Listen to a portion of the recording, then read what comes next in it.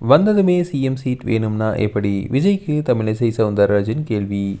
திரைத்துறையில் இருந்து வந்த உடனே சிஎம் சீட்டு வேண்டுமென்றால் எப்படி என தவேகா தலைவர் விஜய்க்கு தமிழக பாஜக முன்னாள் தலைவர் தமிழிசை சவுந்தரராஜன் கேள்வி எழுப்பியுள்ளார்.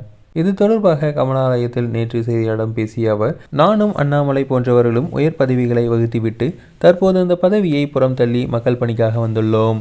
ஆனால் விஜய்க்கு அந்த அரசியல் அனுபவம் கிடையாது. எந்த ஒரு அனுபவம் இல்லாமல் நேரடியாக அரசியல் குதிப்பது வெற்றியை தந்துவிடாது என தெரிவித்துள்ளார். தற்போதைய சூழலில் விஜய் ஒரு பூஜ்ஜியம் எப்போதும் தனியாக இருந்தால் அதற்கு மதிப்பு கிடையாது. அதற்கு முன்னால் ஒரு நம்பர் சேர்த்தால்தான் அதற்கு மதிப்பு கிடைக்கும் என தெரிவித்துள்ளார். எம்ஜிஆர் சினிமாவிலும் அரசியலும் ஒரே நேரத்தில் பயணித்ததால் அவரால் இரண்டிலுமே வெற்றியில் பெற்ற முடிந்தது. ஆனால் திரைத்துறையிலிருந்து வந்த உடனே சிஎம் சீட் வேண்டுமென்றால் எப்படி? விஜய்க்கு அந்த அளவுக்கு அனுபவம் பத்தாது என தெரிவித்துள்ளார்.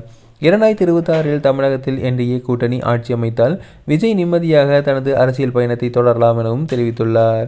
ஒருவேளை விஜய் ஆட்சிக்கு வந்தால் கரூர் சம்பவத்தை அவர் நினைவில் கொள்ள வேண்டும். அரசியல் என்பது தனிநபர் முயற்சி அல்ல. வெற்றி பெறக்கூடிய கூட்டணியுடன் இணைந்து பயணிப்பதே புத்திசாலித்தனம் என தெரிவித்துள்ளார். அரசியலில் அனுபவம் இல்லாததால் தான் விஜய் யாரிடம் கூட்டணிக்கு செல்லவில்லை. அதை அவர் புரிந்து கொள்ள வேண்டும் எனவும் தெரிவித்துள்ளார்.